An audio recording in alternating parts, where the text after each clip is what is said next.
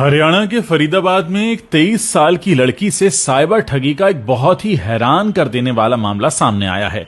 Cyber ठग ने लड़की को 17 दिनों तक घर के अंदर बंद रहने पर मजबूर कर दिया। कहीं आपके साथ ऐसा ना हो, इसलिए इस घटना को पूरा ध्यान से सुनिए।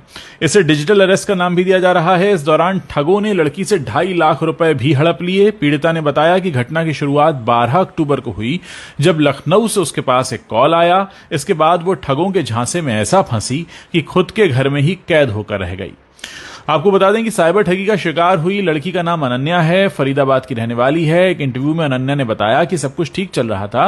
इस बीच 12 अक्टूबर को उसके पास एक कॉल आया। कॉल करने वाले ने कहा कि वो लखनऊ कस्टम ऑफिस से बोल रहा है और आपके आधार कार्ड के जरिए एक पार्सल कंबोडिया भेजा जा रहा है। इसमें कुछ पासपोर्ट हैं और एटीएम कार्ड भी हैं।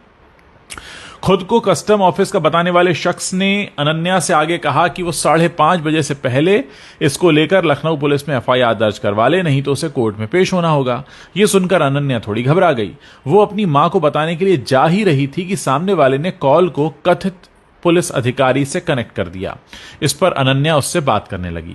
अब अनन्या बताती है कि जब मैंने उस कथित पुलिस अधिकारी से बात की तो उसने कहा कि एफआईआर के लिए मुझे वीडियो कॉल पर आना होगा, क्योंकि डिजिटल एफआईआर कैमरे पर ही होती है। इस पर मैंने स्काइप ऐप ज्वाइन किया और कैमरे के सामने बैठ गई। सामने पुलिस की वर्दी पहने कुछ लोग खड़े थे और थाने जैसा ही बैकग्राउंड भी बना हुआ था। इसके बाद पुलिस अधिकारी ने आधार कार्ड और बैंक डिटेल्स वगैरह चेक करने की बात कही। फिर कुछ देर बाद उसने कहा कि आपके यानी अनन्या के खिलाफ तो पहले से ही एक एफआईआर दर्ज है और अरेस्ट वारंट भी जारी हो चुका है। उसने बैंक के अधिकारी का नाम लेते हुए कहा कि आप उससे एसोसिएटेड हैं और उसके खिलाफ ह्यूमन ट्रैफिकिंग जैसे गंभीर केस दर्ज हैं। हमारे पास सबूत हैं, गवाह हैं, दोनों मौजूद हैं। यह सब सुनकर अनन्या काफी घबरा गई। इसी बीच वीडियो कॉल पर बात कर रहे कथित पुलिस अधिकारी ने कहा कि अनन्या, आप 1 मिनट रुकिए, हम आपकी बात सीबीआई अधिकारी से कराते हैं। और कुछ देर बाद एक सो कॉल्ड कथित सीबीआई अधिकारी भी लाइन पर आ गया। उसने अनन्या से कहा कि जितनी कीमत का आपके खिलाफ चार्ज है, वो बताया गया था करीब 3 करोड़ 80 लाख का, तो उसका 5% यानी 15 लाख रुपया आपको अभी देना होगा, नहीं तो हमें आपको तुरंत गिरफ्तार करना होगा। जब अनन्या ने इतने पैसे देने में असमर्थता जताई तो उसने कहा कि अब हम आपको डिजिटल अरेस्ट कर रहे हैं। इस दौरान आप अपना स्काइप बंद नहीं करेंगी, 24 घंटे हमारी निगरानी में रहेंगी, कैमरा ऑफ कर सकती हैं, लेकिन हम आपकी आवाज सुनते रहेंगे।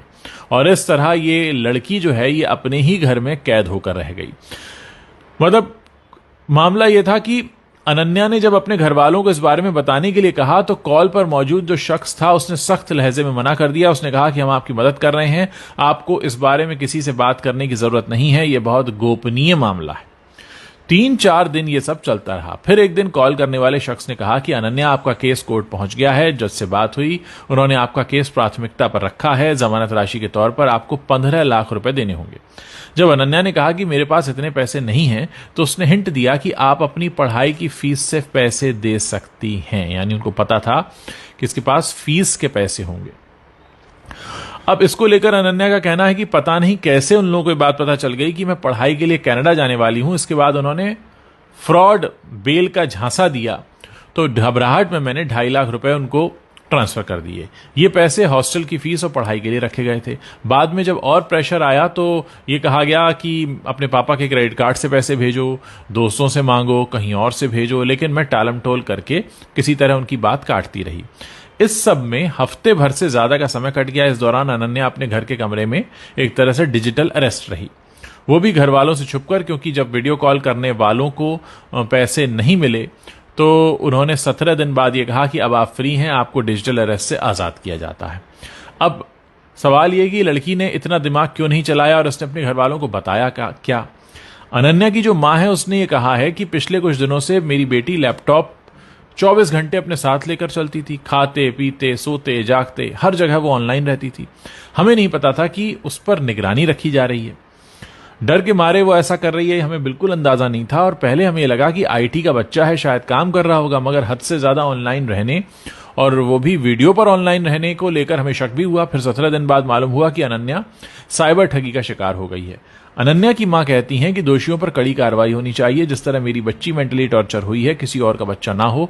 फिलहाल पुलिस ने केस दर्ज करके जांच शुरू कर दी है। दोस्तों, ये अपनी तरह का अनोखा मामला है जिसमें डिजिटल अरेस्ट किसी को किया गया।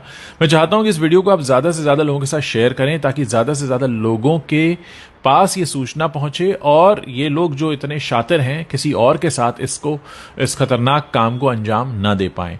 जितना ज्यादा हो सकता है इस वीडियो को शेयर कीजिए। व्हाट्सएप पर शेयर कर सकते हैं, फेसबुक पर शेयर कर सकते हैं, टेलीग्राम पर शेयर कर सकते हैं, अपने दोस्तों के ग्रुप्स में भेज सकते हैं। लोगों को बताइए कि ये सब भी चल रहा है।